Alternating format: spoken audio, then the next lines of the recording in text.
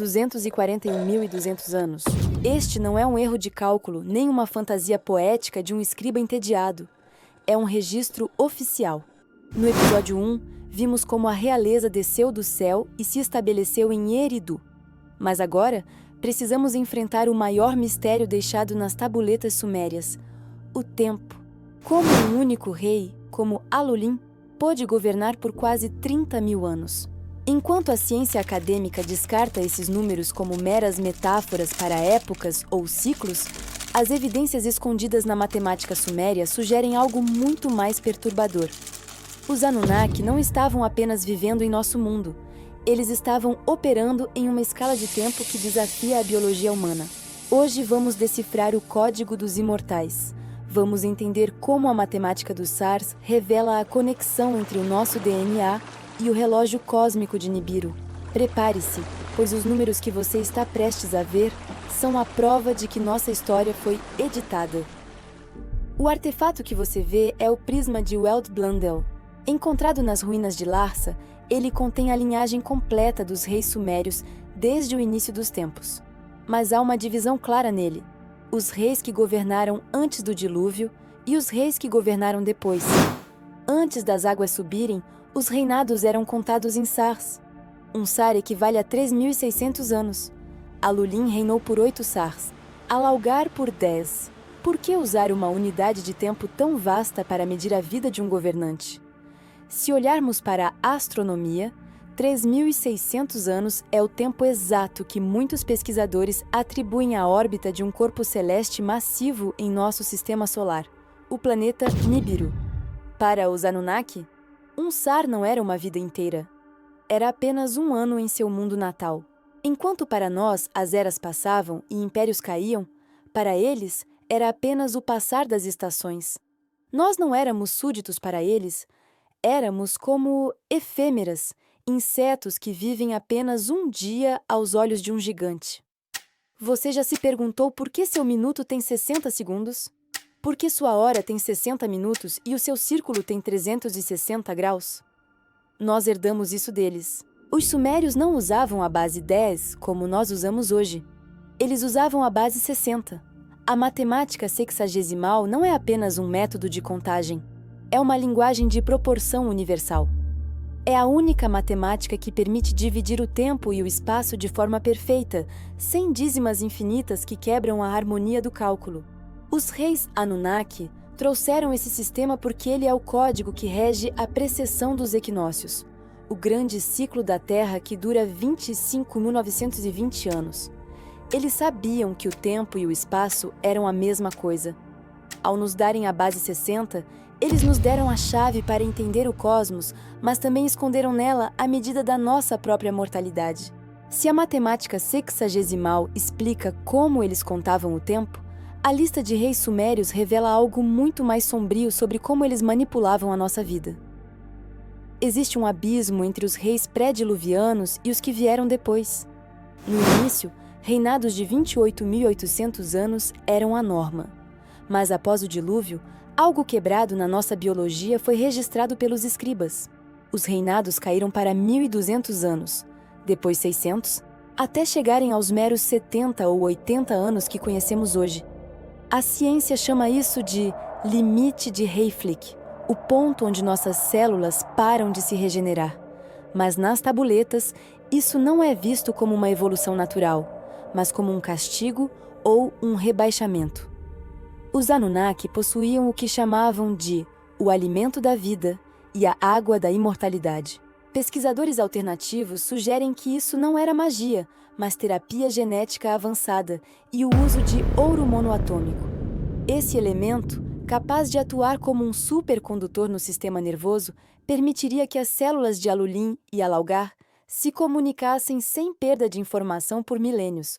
Nós, os humanos, fomos desconectados dessa fonte. Fomos deixados com um relógio biológico programado para falhar, garantindo que nenhuma criação humana vivesse o suficiente para desafiar seus criadores. Após o reinado de Alaugar em Eridu, a realeza foi transferida para Bad Tibira. Lá, 2 novos nomes surgem na lista, em Manluana e em Mengalana. Juntos eles governaram por quase 75 mil anos. Bet-Tibira era conhecida como o Muro do Metalurgista, mas seu segredo ia além da fundição de bronze. Enmanluana é frequentemente associado à ciência do céu e da terra. Enquanto Alulim era o portador da ordem, Enmanluana era o mestre da modificação. Foi em Bet-Tibira que a humanidade começou a ser refinada. As tabuletas descrevem esses reis não apenas sentados em tronos, mas operando vasos e câmaras de brilho. Eles estavam moldando a nossa espécie para ser resistente o suficiente para trabalhar nas minas, mas limitada o suficiente para nunca alcançar a consciência total. Enmengalana, seu sucessor, foi quem estabeleceu as primeiras castas de trabalhadores. Ele dividiu a humanidade entre os que ouviam e os que executavam. A lista de reis não é apenas um registro de tempo. É o log de produção de uma espécie criada sob medida. Muitos céticos dizem que 241.200 anos de reinado é uma impossibilidade física. No entanto, se dividirmos esse número total pelo ciclo de um Sar, 3.600 anos, obtemos exatamente 67 ciclos. 67 órbitas completas de um planeta que os sumérios chamavam de Nibiru. Para um ser que vive em um planeta com uma órbita tão vasta, 67 anos de vida não é algo impossível. É a meia-idade. O que para nós era uma eternidade de 241 mil anos, para os Anunnaki era apenas o tempo de vida de uma geração de governantes. Eles não estavam mentindo nos registros. Eles estavam apenas usando o seu próprio relógio. Eridu e Bet-Tibira eram postos avançados de uma civilização cuja percepção do tempo é tão lenta quanto o movimento das galáxias. Quando Alulim olhava para um humano, ele não via um igual. Ele via uma criatura que nascia e morria em um piscar de olhos, rápida demais para ser notada, útil demais para ser ignorada. Após o longo domínio de Enmengalana em Bet-Tibira, surge um nome que ecoaria por toda a mitologia posterior: Dumuzid, o pastor. Ele reinou por 36 mil anos, mas sua história é diferente da dos reis que o precederam. Dumuzid não era apenas um administrador. Ele foi o primeiro a estreitar os laços entre o trono de basalto e a lama da terra. As crônicas sugerem que, durante seu longo reinado, as barreiras entre os deuses e os humanos começaram a ruir. Foi sob o olhar de Dumuzid que surgiram os relatos das uniões proibidas. O momento em que os filhos de Anu olharam para as filhas dos homens e as acharam belas. Mas não se engane. Não era apenas uma questão de desejo. Era uma questão de hibridização. Dumuzid supervisionou a criação de uma nova casta, os semideuses. Seres que possuíam o intelecto e a longevidade dos Anunnaki, mas a biologia adaptada ao oxigênio e à gravidade da Terra. Essa mistura genética foi o que deu origem aos gigantes de antigamente, os heróis de renome que a Bíblia chamaria mais tarde de Néfilim. Dumuzid transformou a Suméria de uma colônia de mineração em um berço de uma nova raça, e isso começou a gerar preocupação nas altas esferas de Nibiru. Com o fim do ciclo em Bet-Tibira, a realeza, ou o centro de comando, foi transferida para a terceira cidade sagrada, Larak. Aqui, um novo rei assumiu o posto, Ensipadh-Zid-Ana, governando por 28.800 anos. Larak não era uma cidade industrial como Bet-Tibira, nem um porto como Eridu. Larak era o centro de comunicações. O nome da cidade pode ser traduzido como "vendo o brilho vermelho". Pesquisadores de arqueologia espacial sugerem que Larak servia como o centro de controle de missão para as barcas celestiais que entravam e saíam da atmosfera terrestre. Era em Larak que os movimentos de Nibiru eram monitorados com precisão atômica. Enquanto os humanos olhavam para o céu e viam apenas estrelas e deuses, os reis de Larak operavam sistemas de triangulação que conectavam a Terra, Marte e o cinturão de asteroides. Eles sabiam que o equilíbrio do sistema solar era frágil e sabiam que, a cada aproximação do seu planeta natal, a Terra sofria perturbações magnéticas devastadoras. Ensipadh-Zid-Ana não era apenas um rei. Ele era o vigia, o homem encarregado de prever quando o próximo grande reset planetário aconteceria. Um dos maiores mistérios da lista de reis é por que a longevidade humana não caiu de uma vez, mas em uma curva descendente. A resposta pode estar no céu. De acordo com as tabuletas, os Anunnaki vieram à Terra em busca de ouro para proteger a atmosfera de seu próprio planeta. Mas ao fazerem isso, eles também alteraram a nossa. Durante a Era de Ouro dos primeiros reis, a Terra possuía um escudo protetor diferente, possivelmente uma camada de vapor ou partículas metálicas suspensas que bloqueavam a radiação ultravioleta agressiva. Sob esse escudo, o estresse oxidativo nas células humanas era quase zero. É por isso que os números de 28.800 anos não pareciam estranhos para os sumérios. A vida simplesmente durava mais em um ambiente protegido. Mas quando a mineração desacelerou e as tensões entre os reis aumentaram, o escudo começou a falhar. O oxigênio da Terra tornou-se mais corrosivo para o DNA. O tempo começou a acelerar para a carne. Os reis de Larak viram o rebaixamento acontecer em tempo real. Nós estávamos envelhecendo mais rápido porque o mundo que eles construíram para nós estava perdendo sua proteção divina. O imortal tornou-se mortal não por escolha, mas por exposição à realidade crua de um planeta que estava sendo abandonado por seus arquitetos. Após o monitoramento em Larak, a realeza desceu sobre Sipar. Sieridu era o coração e Badtibira era a forja. Sipar era o portão. O nome Sipar está ligado à palavra pássaro e brilho.